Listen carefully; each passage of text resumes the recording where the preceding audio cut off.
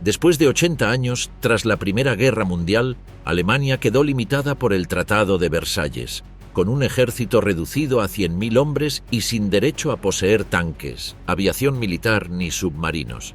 A partir de 1933, el nuevo régimen inició un rearme progresivo que transformó por completo la industria alemana.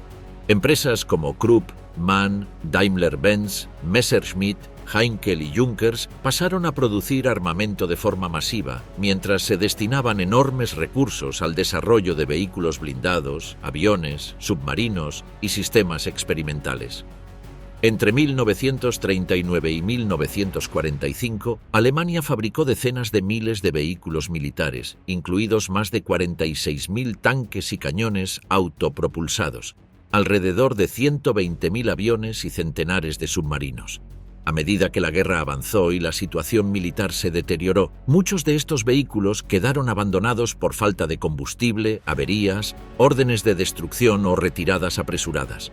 Algunos fueron hundidos, otros enterrados o simplemente dejados atrás. Este documental presenta 20 de esos vehículos alemanes, hallados décadas después exactamente donde su recorrido terminó, conservados como testigos directos del colapso final del esfuerzo bélico alemán.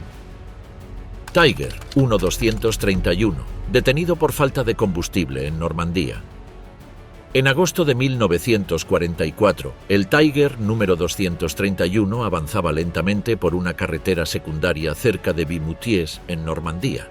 Formaba parte de una columna alemana que intentaba escapar del cerco aliado tras el colapso del frente en la bolsa de Falaise. El combate había dejado de ser la prioridad. Lo urgente era moverse y no quedar atrapados. Para un tanque de más de 50 toneladas, esa urgencia tenía un límite claro: el combustible. El Tiger 231 pertenecía a una unidad pesada que se replegaba junto con otros carros Panther, Panzer III y Panzer IV. La zona estaba saturada de vehículos dañados, carreteras bloqueadas y ataques aéreos constantes. En ese contexto, el Tiger se quedó sin combustible en la carretera RN 179 poco después de abandonar Vimoutiers. No fue destruido en combate directo, simplemente no pudo seguir avanzando. Antes de abandonarlo, la tripulación colocó cargas explosivas en puntos clave. Las detonaciones inutilizaron el motor y bloquearon la torreta, dejando grietas visibles en el blindaje, pero no destruyeron el vehículo por completo. El objetivo era impedir su uso por el enemigo. Tras ello, los tripulantes se alejaron a pie y el Tiger quedó inmóvil en la carretera. Días después, unidades canadienses que avanzaban por la zona lo empujaron con maquinaria pesada hacia una zanja al costado del camino para despejar el paso. Allí quedó, parcialmente inclinado. A diferencia de muchos carros abandonados que fueron rápidamente desguazados, este Tiger permaneció en su sitio. Tras el final de la guerra, gran parte de los restos militares de Normandía fueron vendidos como chatarra. El Tiger de Vimoutiers también fue adquirido por un chatarrero que retiró componentes accesibles como la transmisión y las escotillas. Aún así, el núcleo del vehículo permaneció intacto, en gran parte por su tamaño, peso y posición. En la década de 1970, los habitantes de Vimoutiers compraron el tanque y organizaron su recuperación. En octubre de 1975, la torreta fue retirada y el casco recolocado cerca del lugar donde se había detenido en 1944. Desde entonces, el Tiger 231 permanece expuesto al aire libre sobre una base de hormigón, sin restauración y con daños visibles. Es uno de los pocos Tiger I supervivientes y uno de los raros ejemplares que se conservan en el mismo lugar donde quedaron inmovilizados durante la guerra. Junkers Ju-87 Stuka, restos hundidos del bombardero en picado. El Junkers Ju-87, conocido como Stuka, fue uno de los aviones más reconocibles de la aviación alemana durante la Segunda Guerra Mundial. Diseñado por Hermann Pohlmann para la empresa Junkers Flugzeug und Motorenwerke, realizó su primer vuelo el 17 de septiembre de 1935 y entró en servicio cuando la Luftwaffe comenzó a prepararse para un conflicto a gran escala. El Stuka fue concebido como un bombardero en picado biplaza, con un piloto y un operador de radio que también actuaba como artillero defensivo. Su silueta era inconfundible: con alas en forma de gaviota invertida y tren de aterrizaje fijo carenado. Desde 1936 comenzó a operar en combate durante la Guerra Civil Española, donde fue empleado por la Legión Cóndor como campo de pruebas antes del estallido de la guerra en Europa. Entre 1939 y 1942, el Ju-87 participó en campañas en Polonia, Francia, los Balcanes, el Mediterráneo y el norte de África, actuando como apoyo directo a las tropas terrestres. En esos primeros años, su precisión en el ataque lo hizo efectivo siempre que operara con protección aérea suficiente. Uno de sus elementos más conocidos fue la sirena Jericho Trompete, instalada en el tren de aterrizaje cuyo sonido acompañaba los ataques en picado. Además, incorporaba un sistema automático de recuperación que permitía salir del picado incluso si el piloto perdía el conocimiento durante la maniobra. A medida que avanzó la guerra, el Ju-87 mostró sus limitaciones. Su velocidad y maniobrabilidad resultaron insuficientes frente a cazas aliados más modernos. Durante la Batalla de Inglaterra, en 1940, las pérdidas obligaron a retirarlo de ese frente, aunque continuó utilizándose en escenarios con menor oposición aérea, especialmente en el frente oriental y el Mediterráneo. Entre 1936 y 1944 se fabricaron aproximadamente 6.500 ejemplares en distintas versiones. Aunque su diseño estaba superado en los últimos años del conflicto, la falta de un sustituto inmediato hizo que permaneciera en servicio hasta casi el final de la guerra, con variantes adaptadas para ataque a tierra, remolque de planeadores y funciones antitanque. Varios Ju-87 terminaron lejos de aeródromos y hangares. Algunos se estrellaron en tierra, otros fueron abandonados y varios acabaron hundidos en el mar. En el Adriático, buzos localizaron los restos de un Stuka caído al agua durante una operación. El fuselaje, cubierto de sedimentos, conservaba su forma general gracias al agua fría y a la escasa presencia de oxígeno. Décadas después, ya no transmitía el terror asociado a sus ataques, sino una imagen inmóvil y silenciosa en el fondo marino. U-2540 Wilhelm Bauer, un diseño naval reutilizado tras la guerra. El 26 de abril de 1945, las tropas soviéticas ocuparon Stettin, poniendo en peligro a las unidades navales alemanas que se encontraban en Swinemünde. Ante el avance enemigo, varios buques zarparon a comienzos de mayo hacia bahías situadas al norte de Alemania, a la espera de nuevas órdenes. Entre ellos se encontraba el U-2540, un submarino del tipo 21, una de las últimas incorporaciones de la Kriegsmarine. Durante ese desplazamiento, el 3 de mayo de 1945, el submarino fue atacado por un avión británico. El ataque causó la muerte de 8 tripulantes, marcando el único enfrentamiento directo del U-2540 durante la guerra. Al día siguiente, el 4 de mayo, alrededor de las 8 horas, la propia tripulación decidió barrenar el submarino, hundiéndolo deliberadamente tras evacuar a la dotación cerca del buque faro de Flensburgo. El U-2540 quedó así en el fondo de la bahía de Flensburgo, a unos 50 metros de profundidad. Durante más de una década permaneció sumergido. En 1957, tras ser localizado, fue reflotado mediante una operación de recuperación y trasladado al astillero Howaldtswerke, en Kiel, tras ser varado inicialmente cerca de Eckernförde. El submarino emergió en un estado de conservación notablemente bueno, pese al tiempo pasado bajo el agua.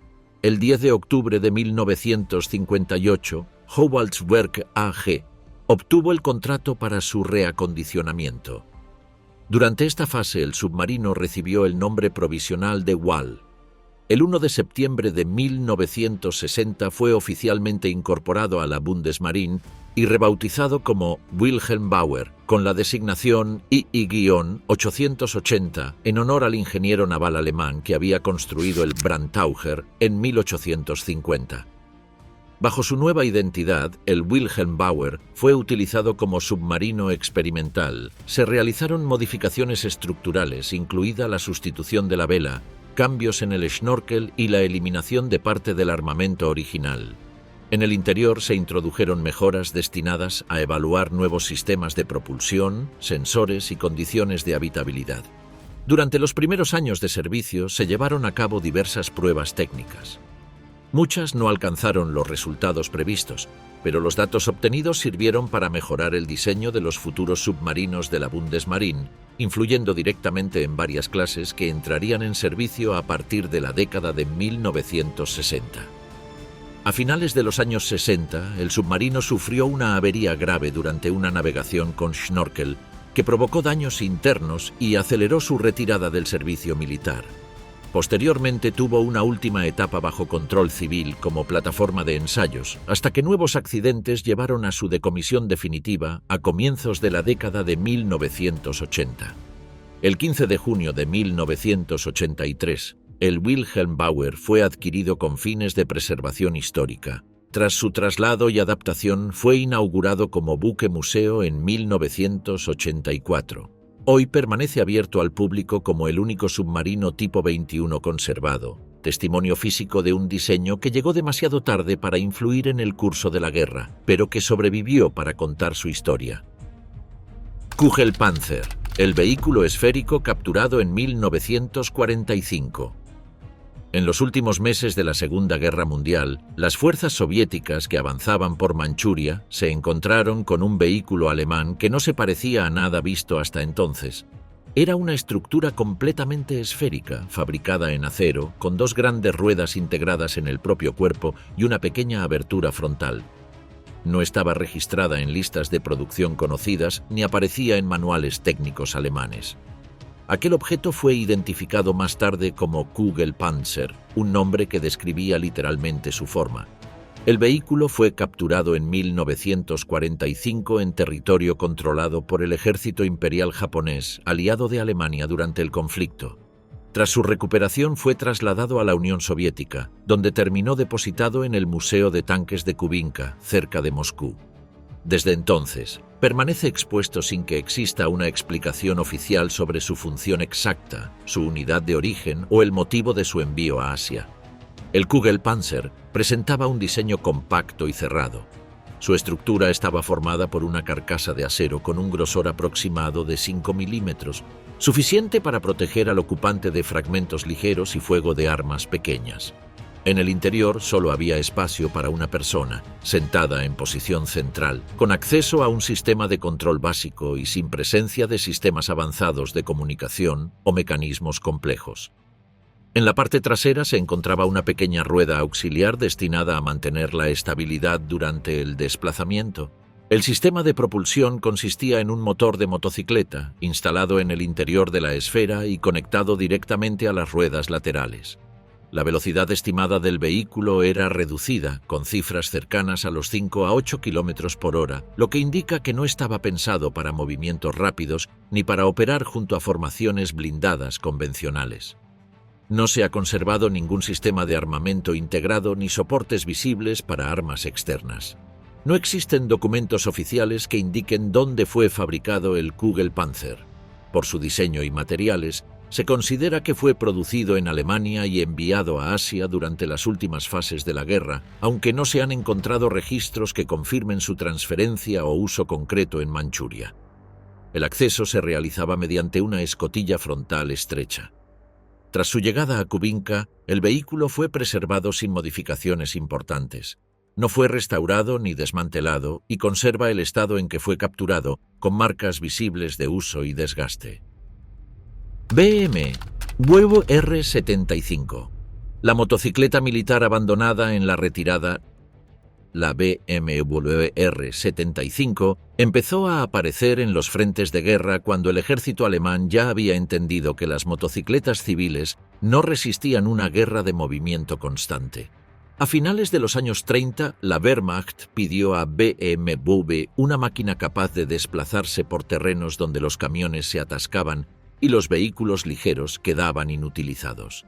El desarrollo comenzó en 1938 y la producción arrancó en 1941, en un momento en que la guerra ya exigía soluciones prácticas más que diseños experimentales. Desde el primer momento, la R75 fue pensada como un conjunto completo y no como una moto, a la que se le añadía un sidecar sin más. La tercera rueda no era pasiva. Estaba conectada mediante un eje a la rueda trasera de la motocicleta, lo que permitía que ambas empujaran al mismo tiempo.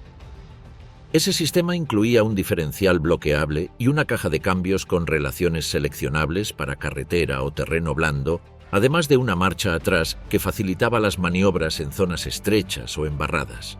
Todo el conjunto estaba diseñado para moverse con estabilidad en nieve, barro o pistas sin pavimentar, justo los lugares donde muchas unidades terminaron abandonadas años después. El motor elegido fue un Boxer de 2 cilindros y 750 centímetros cúbicos, refrigerado por aire, que entregaba 26 caballos de potencia. No era una cifra llamativa, pero bastaba para mover el conjunto con sidecar hasta unos 95 km por hora en carretera y mantener un ritmo constante fuera del asfalto. El depósito permitía recorrer cerca de 250 kilómetros antes de repostar, una autonomía importante en zonas donde el suministro empezaba a fallar. Estas características hicieron que la R-75 se usara para misiones de enlace, patrullas, transporte de suministros y reconocimiento, tanto en el frente del este como en el norte de África. El sidecar no era solo un asiento adicional, contaba con freno propio y espacio para equipo, herramientas y repuestos, y en muchas unidades se montó una ametralladora MG-34 o MG-42 sobre un soporte giratorio. Con el conductor y el acompañante, la R-75 podía cargar hasta 270 kilogramos adicionales, lo que la convertía en un vehículo ligero con una función táctica clara. En campañas específicas se introdujeron modificaciones como filtros de aire adicionales para el desierto o soportes externos para bidones y esquís, según el destino de la unidad. Durante la guerra, la BMW R-75 compartió protagonismo con su principal rival, la Sundap KS-750. Ambas fueron evaluadas por la Wehrmacht y, tras las pruebas, se consideró que la Sundap ofrecía un rendimiento superior. En agosto de 1942, el ejército impulsó un programa de estandarización entre ambas marcas. BMW y Sundap acordaron compartir hasta el 70% de los componentes y avanzar hacia un modelo híbrido conocido como BW-43, que combinaba elementos de las dos motocicletas. El plan preveía detener la producción de la R-75 al alcanzar unas 20.200 unidades, pero ese objetivo nunca se cumplió por completo. La producción continuó hasta 1944 y alcanzó unas 16.500 unidades.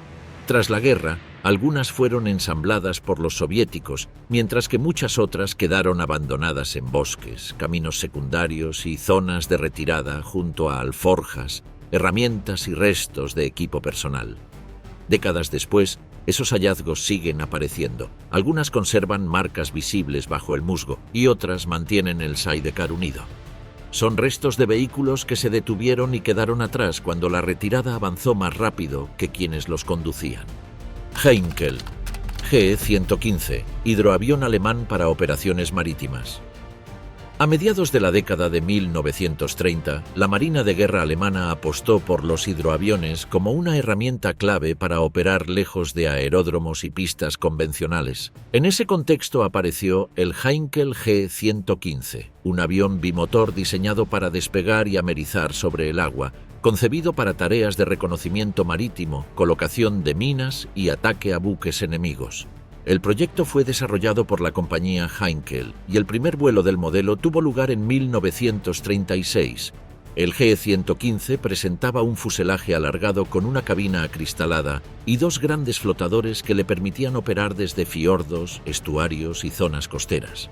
Estaba propulsado por dos motores radiales BMW 132Ka de 9 cilindros, que le otorgaban una velocidad máxima cercana a los 327 km por hora y un alcance aproximado de 3.300 km, cifras que lo hacían apto para misiones prolongadas sobre el mar.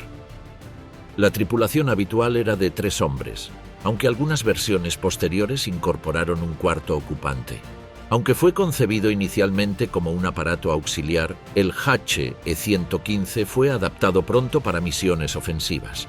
Podía transportar bombas, torpedos o minas magnéticas, además de contar con ametralladoras defensivas para protegerse durante las operaciones. Esta versatilidad lo convirtió en una herramienta habitual de la Luftwaffe en escenarios donde el control del mar resultaba decisivo. Con el inicio de la Segunda Guerra Mundial en 1939, los Heinkel G-115 comenzaron a operar de forma regular. En los primeros meses del conflicto realizaron vuelos nocturnos sobre el estuario del Támesis, donde depositaron minas que provocaron el hundimiento de varios mercantes británicos. En agosto de 1940, uno de estos hidroaviones localizó y atacó al carguero neozelandés SS Remuera frente a las costas de Escocia, hundiéndolo tras un bombardeo preciso. A partir de 1941, los HE-115 concentraron gran parte de sus operaciones en el norte de Europa. Desde bases en Noruega, estos hidroaviones acosaron a los convoyes aliados que navegaban por el mar de Barents con destino al puerto soviético de Murmansk. Otras unidades operaron desde Brest, vigilando el litoral atlántico francés.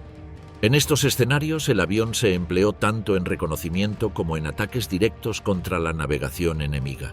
El Heinkel G-115 no fue exclusivo de Alemania. Finlandia utilizó varios ejemplares como hidroaviones de transporte rápido en la región de Karelia, mientras que Bulgaria los empleó en misiones de reconocimiento en el mar Egeo y los Balcanes.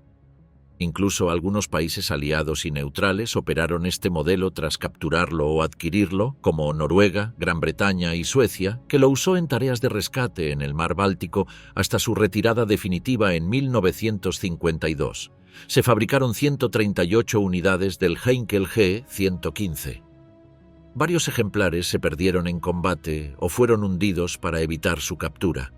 Uno de ellos permaneció en el fondo de un fiordo noruego durante casi 70 años. Fue localizado en 2005 y rescatado el 2 de junio de 2012, convirtiéndose en el único Heinkel G-115 recuperado completo.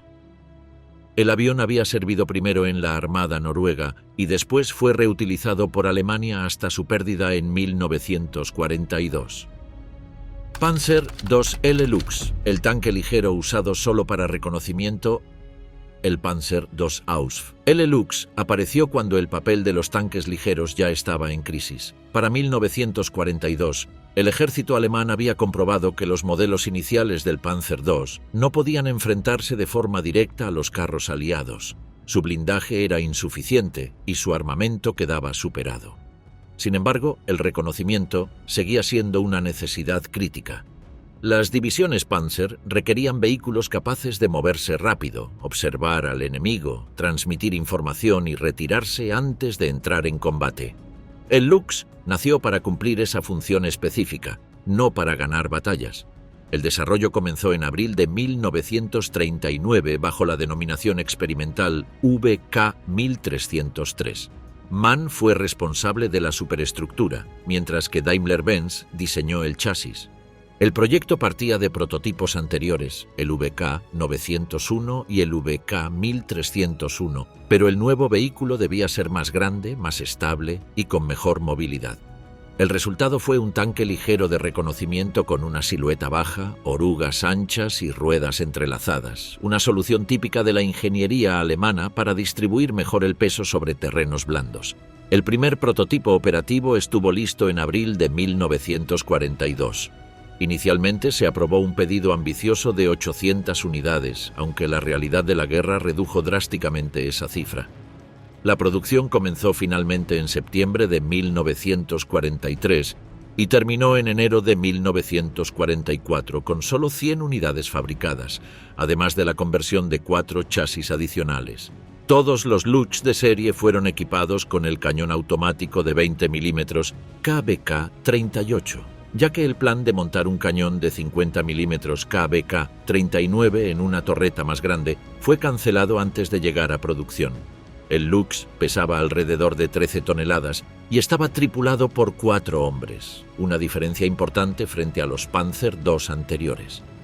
El comandante ya no tenía que cargar y disparar el arma principal al mismo tiempo, lo que mejoraba la coordinación durante misiones de reconocimiento. El motor Maybach HL62TRM le permitía alcanzar una velocidad máxima cercana a los 60 km por hora y recorrer hasta 290 km sin repostar, cifras elevadas para un vehículo de orugas de su época. El blindaje del Lux era limitado, con un máximo de 30 milímetros en el frontal. Su supervivencia dependía de la movilidad y de evitar el combate directo. Las unidades de reconocimiento lo emplearon en los frentes oriental y occidental. En Normandía, algunos sirvieron en la 9ª División Panzer, que contaba con 26 vehículos operativos en julio de 1944. Tras la retirada de Francia, la unidad se rindió en el Ruhr en 1945, cuando muchos Lux ya se habían perdido por averías, falta de repuestos o imposibilidad de recuperación. El Panzer II Ausf. L quedó ligado al reconocimiento blindado como función principal.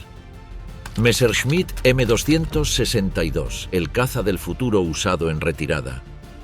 El Messerschmitt M262 apareció en los cielos europeos cuando el curso de la Segunda Guerra Mundial ya estaba definido. Aunque su desarrollo se había iniciado en la década de 1930 bajo la dirección de Willy Messerschmitt, su entrada en servicio operativo no se produjo hasta 1944, en un momento marcado por bombardeos constantes, escasez de combustible y una retirada generalizada de las fuerzas alemanas. El Me-262 fue el primer caza a reacción empleado en combate. Su llegada marcó un cambio evidente en la aviación militar, pero demasiado tardío para alterar el resultado del conflicto. Las unidades que lo recibieron operaron desde aeródromos dispersos, carreteras adaptadas y pistas improvisadas debido a la destrucción de las bases aéreas. En ese contexto, muchos aparatos quedaron incompletos, dañados o inutilizados antes de entrar en acción. En 1945, ante el avance aliado, las órdenes fueron destruir o enterrar los aviones que no pudieran replegarse. En numerosos aeródromos del sur y centro de Alemania, los Me-262 fueron desmantelados, incendiados o cubiertos con tierra y escombros. Motores, secciones de fuselaje y cabinas quedaron ocultos de forma apresurada alrededor de las pistas mientras las unidades se retiraban. Con el paso del tiempo, excavaciones cerca de antiguos aeródromos revelaron palas de compresor, secciones de motores Jumo 004, fragmentos de fuselaje y partes de cabina.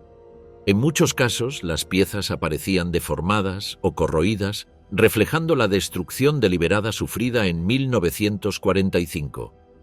Los motores fueron algunos de los elementos más encontrados. Fabricados con materiales limitados, tenían una vida útil corta y a menudo eran retirados antes de que el avión entrara en servicio, lo que explica por qué numerosos Jumo 004 quedaron almacenados o enterrados por separado. Décadas después, estos restos permitieron reconstruir el paso definitivo hacia la propulsión a reacción.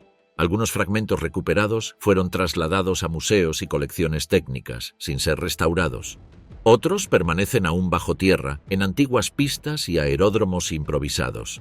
El Me-262 dejó de existir como fuerza operativa durante la retirada alemana. De él no quedaron unidades completas, sino restos dispersos a partir de los cuales hoy se reconstruye su historia. Borgward 4, el vehículo explosivo controlado por radio. El Borgward 4, designado oficialmente como SDE-KFZ-301, fue un vehículo alemán controlado por radio utilizado por la Wehrmacht para tareas de demolición durante la Segunda Guerra Mundial.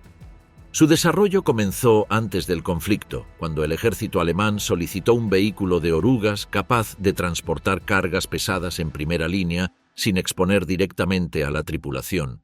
El proyecto fue asignado a la empresa Borgward, con sede en Bremen, que entregó los primeros prototipos a finales de los años 30. En sus primeras pruebas, el vehículo fue concebido como un transportador de munición, pero a partir de 1940 el concepto cambió. Las experiencias en el frente occidental mostraron la utilidad de emplear vehículos controlados a distancia para destruir fortificaciones, campos de minas y obstáculos sin arriesgar zapadores. A partir de ese momento, el Borgward 4 fue adaptado para transportar un contenedor desmontable con una carga explosiva de hasta 450 kilos, que podía ser liberada y detonada una vez alcanzado el objetivo. El vehículo podía ser conducido manualmente por un operador hasta una zona segura cercana al frente. Desde allí, el control pasaba a realizarse por radio desde un tanque de mando, normalmente un Panzer III, un Sturmgeschütz 3 o, en fases posteriores, un Tiger I equipado con el sistema de control correspondiente. El radio de control alcanzaba aproximadamente entre 1500 y 2000 metros, dependiendo del terreno y las condiciones de interferencia. La carga explosiva se transportaba en un contenedor situado en la parte frontal. Mediante una señal de radio, el contenedor se liberaba, deslizándose hacia adelante, y podía ser detonado de forma remota. Este sistema permitía que el chasis sobreviviera a la explosión y, en teoría, pudiera ser recuperado y reutilizado, lo que lo diferenciaba de otros vehículos de demolición más pequeños empleados por Alemania en la misma época. El Borgward 4 utilizaba un motor de gasolina Borgward de 6 cilindros refrigerado por agua. En las primeras versiones, el motor desarrollaba alrededor de 49 caballos de potencia, mientras que la versión final alcanzó los 78 caballos. Su velocidad máxima rondaba los 38 a 40 km por hora en carretera, con una autonomía aproximada de hasta 150 km a velocidad media. El sistema de transmisión incluía un convertidor de par y una caja de cambios automática con 2 marchas hacia adelante y 2 hacia atrás, lo que facilitaba su manejo por control remoto. Entre 1942 y 1944 se fabricaron unas 1180 unidades en 3 variantes. El Borgward 4 fue empleado en combate desde 1942, con uso destacado en Kursk, más tarde en Normandía y durante el levantamiento de Varsovia. En 1945, algunos chasis se adaptaron de forma improvisada como Panzerjäger-Wanze y se utilizaron de manera limitada en Berlín. Tras la guerra, la mayoría fueron destruidos o desguazados. Solo unos pocos ejemplares se conservan hoy en museos militares como registro temprano del empleo de vehículos terrestres controlados a distancia. A Volkswagen Schwimmwagen Type 166, tierra y agua en un solo diseño. El Volkswagen Schwimmwagen Type 166 fue diseñado desde el inicio como un vehículo anfibio militar, no como una adaptación improvisada de un modelo terrestre. La razón estaba en su forma. A diferencia de otros vehículos ligeros, el Schwimmwagen no tenía un chasis convencional. Su carrocería era un casco sellado de acero, diseñado para flotar desde el primer boceto. El responsable de esa decisión fue Erwin Komenda, diseñador que trabajaba con Ferdinand Porsche, quien entendió que un vehículo anfibio no podía adaptarse a partir de una estructura pensada solo para tierra. El primer intento, conocido como Tipo 128, demostró rápidamente sus límites.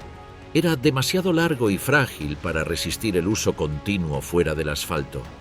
Tras las pruebas iniciales, el diseño fue reducido, reforzado y convertido en el Tipo 166, que entró en producción en 1941. La fabricación se repartió entre varias instalaciones. Las plantas de KdF Stad, hoy Wolfsburgo, y la fábrica de Porsche en Stuttgart ensamblaron los vehículos, mientras que los cascos metálicos se produjeron en Berlín. Entre 1941 y 1944 salieron de fábrica 15.584 unidades, una cifra que convirtió al Schwimmwagen en el vehículo anfibio más producido de toda la guerra. Esa cantidad explica por qué todavía hoy aparecen ejemplares, incluso cuando la mayoría de los vehículos similares desaparecieron hace décadas. Al terminar la guerra, muchos Schwimmwagen quedaron donde habían sido utilizados por última vez. Algunos se hundieron en ríos o campos inundados, otros permanecieron abandonados en zanjas. El casco sellado ralentizó su deterioro y permitió que varios conservaran su forma original durante décadas. Tras 1945, algunos fueron reutilizados de forma civil y otros permanecieron olvidados hasta ser redescubiertos. Hoy sobreviven menos de 200 ejemplares en todo el mundo y solo una pequeña parte lo ha hecho sin restauraciones profundas. El Schwimmwagen Type 166 volvió a aparecer como un vehículo completo, en algunos casos aún capaz de flotar tras décadas de abandono. Focke-Wulf FW190, caída silenciosa frente a Noruega. En el verano de 1943, un Focke-Wulf FW190 de la Luftwaffe terminó su recorrido lejos de cualquier pista de aterrizaje. El avión cayó en aguas frías frente a la costa de Sotra, en Noruega, después de una misión de la que nunca regresó a su base. Allí quedó, hundido, mientras la guerra continuaba y el frente se desplazaba sin mirar atrás. El FW-190 había entrado en servicio en 1941, diseñado por Kurt Tank para la empresa Focke-Wulf Flugzeugbau. En el momento de su pérdida, ya era uno de los principales cazas utilizados por Alemania, presente en casi todos los frentes. A diferencia de otros aparatos que se estrellaron en tierra o fueron desmantelados tras aterrizajes forzosos, este avión quedó conservado por el propio entorno en el que cayó. Durante décadas permaneció bajo el agua, protegido por las bajas temperaturas y la escasa presencia de oxígeno del fiordo. Ese entorno frenó el deterioro del metal, la pintura y los componentes internos. Con el paso del tiempo, el avión quedó cubierto por algas y sedimentos, pero su silueta siguió siendo reconocible, con el fuselaje apoyado en el fondo y las alas aún unidas a la estructura principal. El hallazgo se produjo muchos años después, cuando buzos noruegos localizaron restos de un avión alemán relativamente intacto en la zona. Al examinarlo, identificaron rasgos propios del FW-190, como la forma compacta del fuselaje y el característico motor radial situado en la parte frontal. La cabina, aunque abierta al agua, conservaba elementos originales, incluidos instrumentos y partes del panel de control. El avión había amerizado de forma controlada antes de hundirse. No presentaba signos de explosión ni impactos catastróficos visibles, lo que sugiere que el piloto logró mantener cierto control durante los últimos momentos del vuelo. No se encontraron restos humanos en el lugar y no existe constancia documentada sobre el destino final del piloto. Cuando comenzaron los trabajos de recuperación, el estado de conservación sorprendió incluso a los especialistas. El motor radial conservaba su estructura completa, y partes del tren de aterrizaje, el armamento integrado y los sistemas internos seguían en su posición original.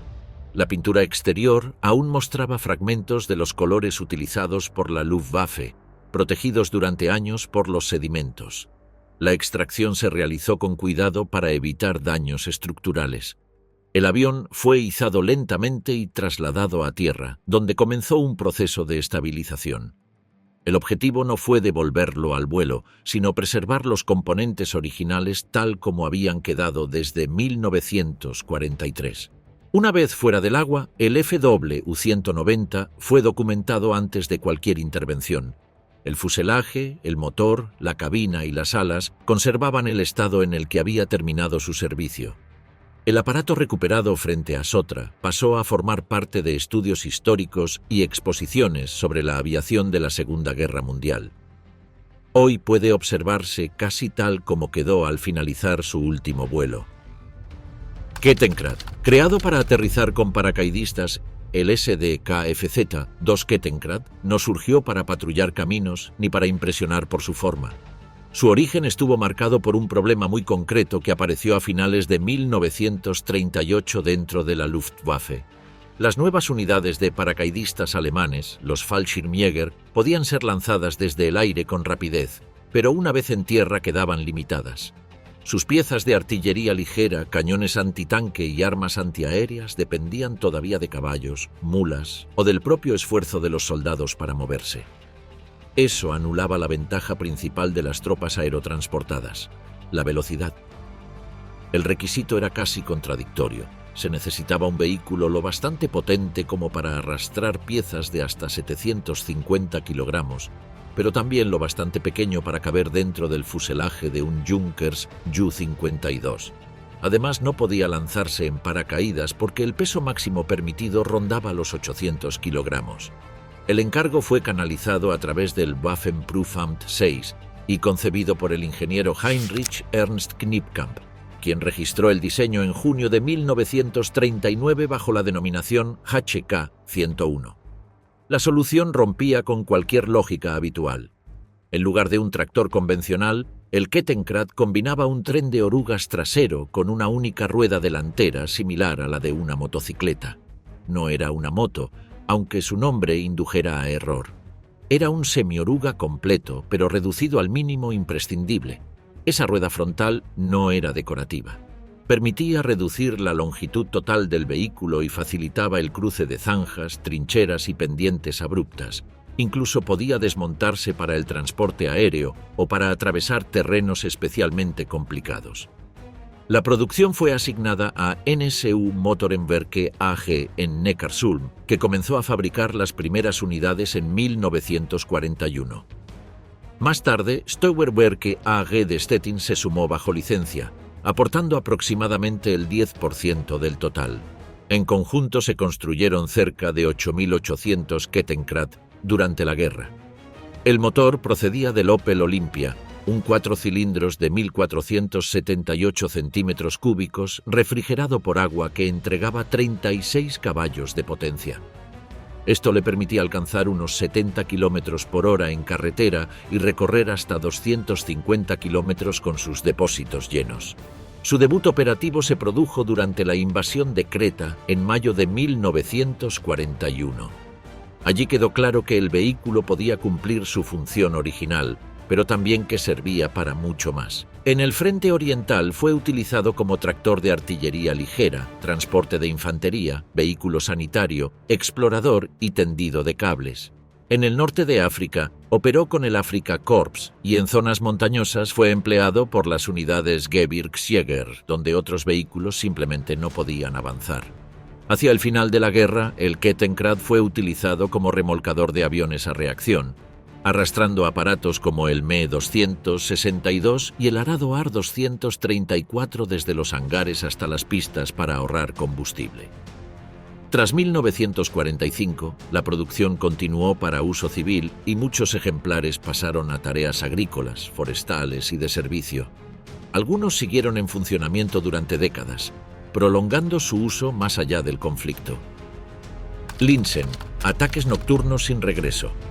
Las Linsen fueron lanchas explosivas alemanas de pequeño tamaño, diseñadas para ataques costeros controlados por radio. El nombre Linse hacía referencia a sus dimensiones reducidas. Su diseño fue deliberadamente simple: lanchas de madera, ligeras, con una carga explosiva situada en la proa y un motor de automóvil en la parte trasera. El piloto ocupaba una posición abierta, sin protección, sentado entre el explosivo y el motor. No estaban pensadas para regresar intactas tras la misión. El concepto operativo de las Linsen se basaba en el trabajo en grupo. Normalmente actuaban en tríos. 2 de las lanchas llevaban la carga explosiva, mientras una tercera, llamada Boot de control, tenía la función de dirigirlas por radio una vez que los pilotos se lanzaban al agua. El ataque comenzaba con la aproximación nocturna a baja velocidad. Cuando el objetivo estaba alineado, el piloto de la lancha explosiva fijaba el rumbo, saltaba al mar y era recogido por la embarcación de control. Desde allí, la lancha cargada de explosivos era guiada hasta impactar contra el buque enemigo. Las Linsen comenzaron a entrar en servicio en 1944, cuando la situación militar alemana ya era desfavorable. Se integraron en unidades especiales de la Kriegsmarine destinadas a operaciones costeras, especialmente en el mar Adriático, el Báltico y algunas zonas del Mediterráneo. Su empleo requería condiciones muy concretas: buena visibilidad nocturna, mar relativamente calmado y objetivos poco protegidos.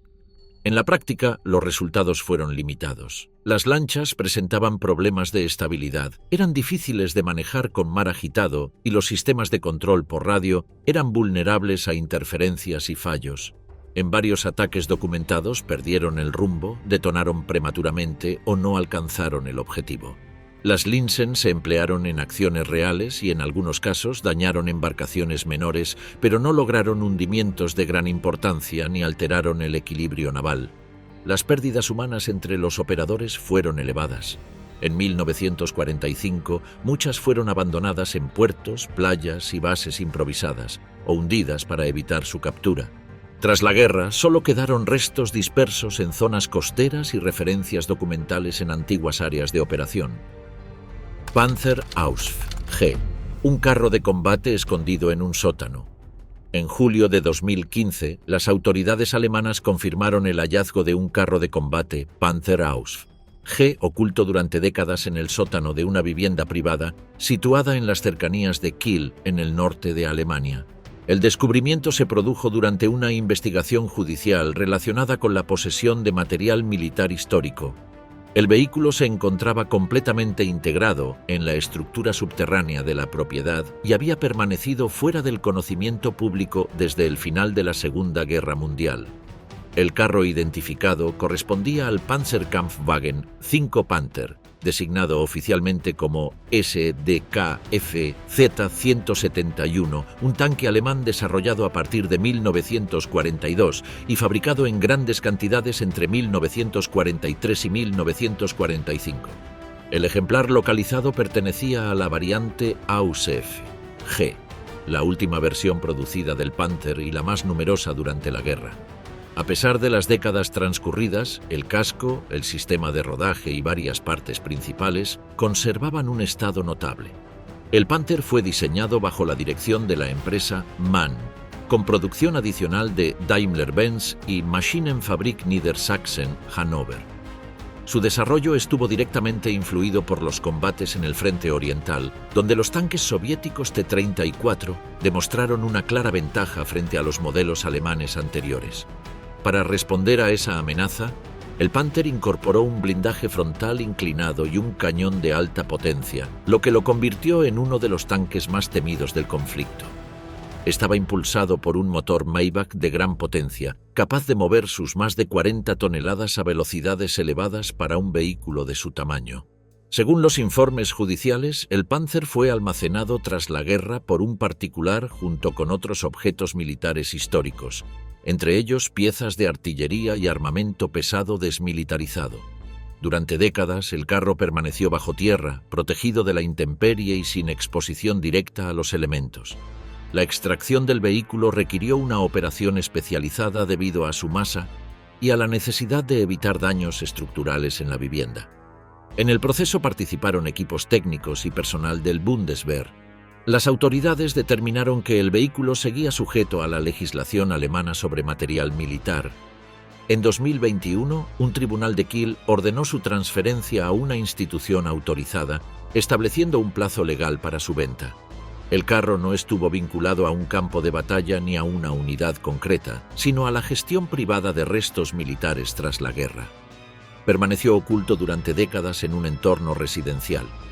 Hoy, el Panther se suma al reducido número de ejemplares conservados en instituciones especializadas, con un estado marcado por su prolongado almacenamiento bajo una vivienda civil. Do-17, hallado intacto bajo las aguas inglesas, el Dornier Do-17 fue uno de los bombarderos más utilizados por la Luftwaffe en los primeros años de la Segunda Guerra Mundial.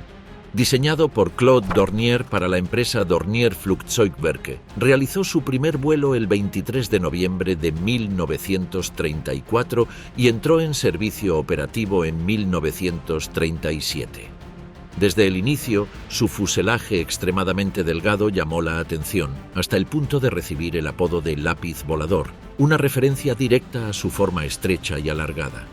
El proyecto original no nació como un avión de combate. El Do-17 fue concebido inicialmente como un aparato civil rápido para transporte postal y pasajeros, pero las evaluaciones demostraron que su interior era demasiado estrecho para ese uso.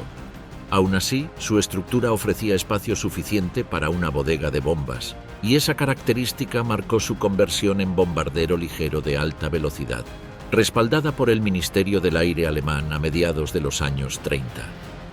El Dornier Do-17 era un bimotor con ala semialta y configuración de doble cola, impulsado por motores BMW 132 radiales de 9 cilindros. En sus versiones operativas alcanzaba velocidades cercanas a los 400 km por hora, una cifra elevada para su época.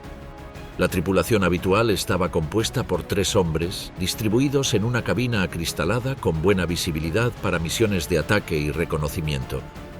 Su bautismo de fuego tuvo lugar durante la Guerra Civil Española, cuando fue utilizado por la Legión Cóndor a partir de 1937. Allí demostró velocidad y maniobrabilidad a baja altura, aunque también quedó en evidencia su vulnerabilidad frente a cazas modernos, una limitación que acompañaría al modelo durante toda su carrera. Con el inicio de la guerra en 1939, el Do-17 actuó como bombardero de primera línea.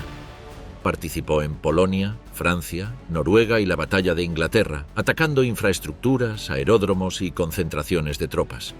A medida que el conflicto avanzó, su carga limitada y su alcance relativamente corto lo fueron relegando frente a modelos más modernos. La producción finalizó en el verano de 1940, cuando fue sustituido progresivamente por el Junkers Ju-88 y por el posterior Dornier Do-217. Aún así, el Do-17 continuó en servicio hasta el final de la guerra en funciones secundarias como reconocimiento, remolque de planeadores, entrenamiento y misiones especiales. En total se construyeron aproximadamente 2.100 ejemplares, muchos exportados o utilizados por países aliados de Alemania. Tras el conflicto, casi todos los Do-17 desaparecieron. Fueron desguazados, se perdieron en accidentes o quedaron abandonados en antiguos aeródromos y zonas de combate. Durante décadas se creyó que no sobrevivía ningún ejemplar completo, hasta que en las arenas de Goodwin, frente a la costa inglesa, el sonar detectó la silueta de un avión sumergido. En 2013, el Museo de la Real Fuerza Aérea recuperó el único Dornier Do-17 conocido en estado prácticamente completo. El avión había caído al mar en 1940 y permaneció más de 70 años bajo el agua. La arena y las aguas frías preservaron su estructura, aunque extremadamente frágil al emerger. El rescate requirió un proceso prolongado para eliminar la sal y frenar la corrosión. Hoy, el Do-17 permanece como un ejemplar auténtico, recuperado tras décadas sumergido y conservado como objeto histórico. Bergepanther, el vehículo que sacaba carros del campo de batalla. El Bergepanther fue un vehículo blindado de recuperación alemán desarrollado durante la Segunda Guerra Mundial a partir del Panzerkampfwagen 5 Panther.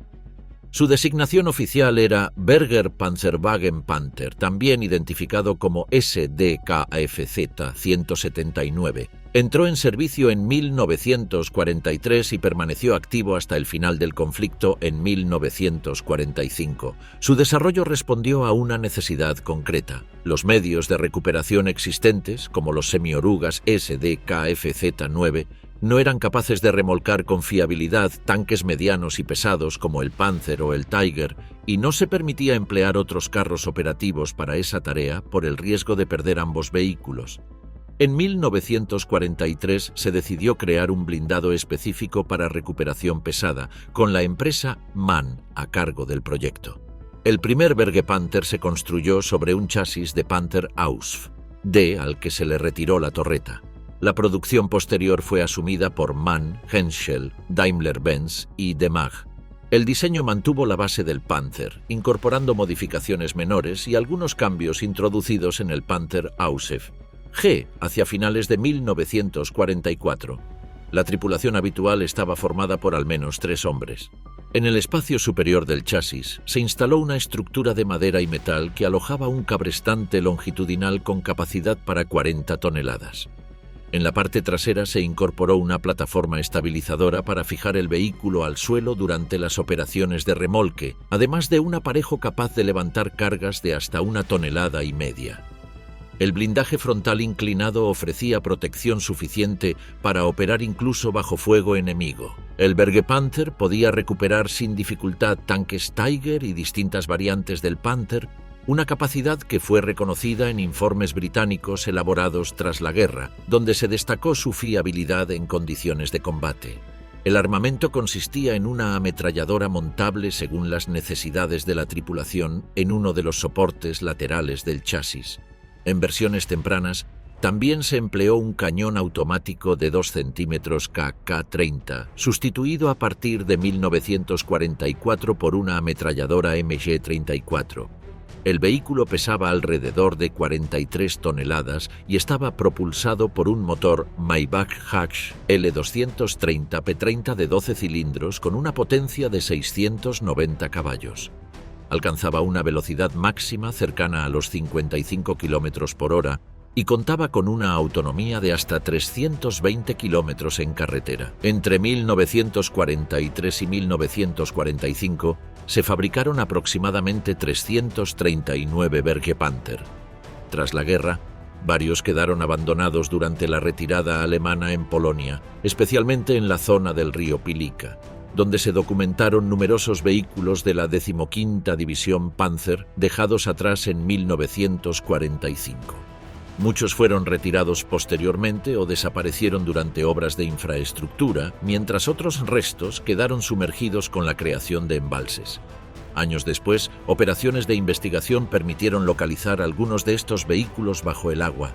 Uno de ellos fue identificado como un Bergepanther y trasladado al Museo del Ejército Polaco en Varsovia.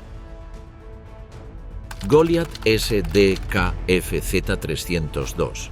El vehículo explosivo guiado por cable, el Goliat SDKFZ-302, fue uno de los vehículos más singulares utilizados por Alemania durante la Segunda Guerra Mundial.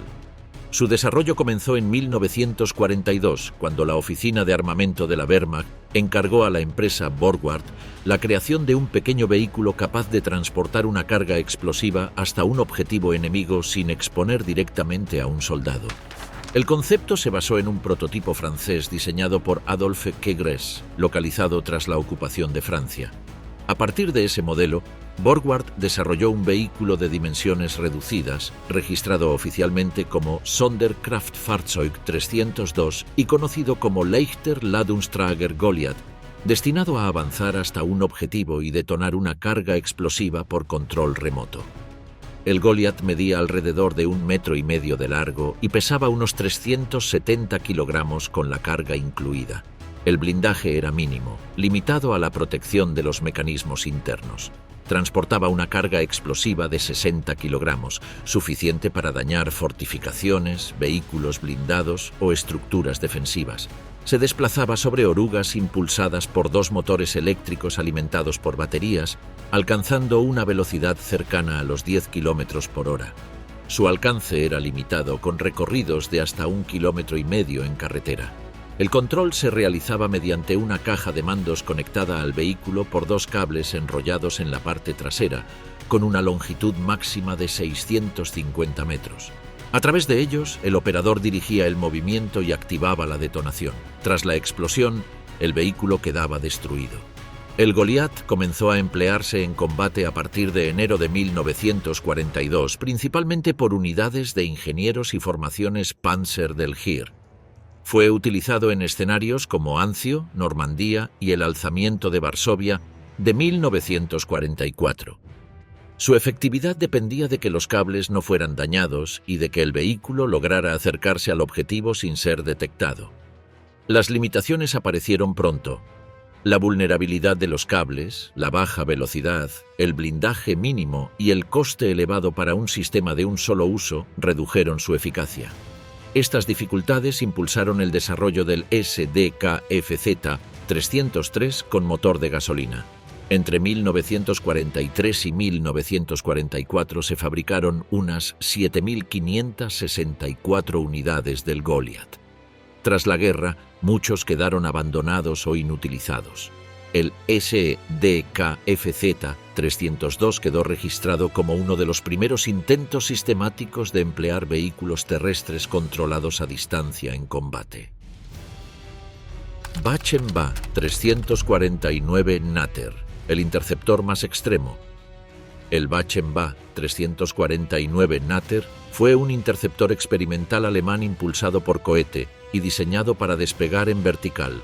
El proyecto surgió a partir de una convocatoria del Ministerio del Aire alemán a varias empresas, entre ellas Heinkel, Junkers, Messerschmitt y Bachem-Werke GmbH. La propuesta de Bachem fue la más extrema. El Natter estaba concebido para atacar directamente a formaciones de bombarderos tras un lanzamiento vertical desde tierra. El diseño estuvo a cargo de Erich Bachem, junto con el ingeniero Hachebet Beder, y se planteó desde el inicio como un aparato sencillo, fabricable con mano de obra no especializada y con el menor número posible de piezas complejas. El Natter tenía una estructura básica, con alas muy cortas y sin alerones. El control lateral se lograba usando de forma diferencial los timones de profundidad. El fuselaje incluía una cabina pequeña y un motor cohete Walter 109-509-2, capaz de generar hasta 1.700 kilogramos de empuje durante unos 70 segundos a máxima potencia. Para el despegue vertical se añadían 4 cohetes Schmieding de combustible sólido, cada uno con un empuje aproximado de 1.200 kilogramos durante 10 segundos, que se desprendían una vez agotados. Los primeros ejemplares estuvieron listos en octubre de 1944. Inicialmente se realizaron pruebas sin motor, con el Natter remolcado por un Heinkel G111 para evaluar su comportamiento en planeo. En diciembre de ese mismo año comenzaron los lanzamientos no tripulados usando solo los cohetes aceleradores. El primer vuelo vertical completo sin piloto tuvo lugar el 23 de febrero de 1945. Pocos días después se intentó el primer lanzamiento vertical tripulado. El piloto de pruebas Lothar Siebert despegó correctamente, pero durante el ascenso la cubierta de la cabina se desprendió. El aparato perdió el control y se estrelló desde una altura de poco más de 1000 metros, causando la muerte del piloto. Ese accidente marcó el límite práctico del programa. El concepto operativo del Natter era directo. El despegue se realizaba con piloto automático y el control manual comenzaba cuando el aparato alcanzaba la altura de los bombarderos enemigos. El ataque se efectuaba liberando el morro, que contenía una batería de 24 cohetes FON de 73 milímetros. Tras el disparo, el piloto abandonaba la aeronave en paracaídas. La sección trasera del fuselaje llevaba un sistema de frenado para permitir la recuperación del motor cohete y su reutilización. La producción fue limitada a una pequeña serie de pruebas.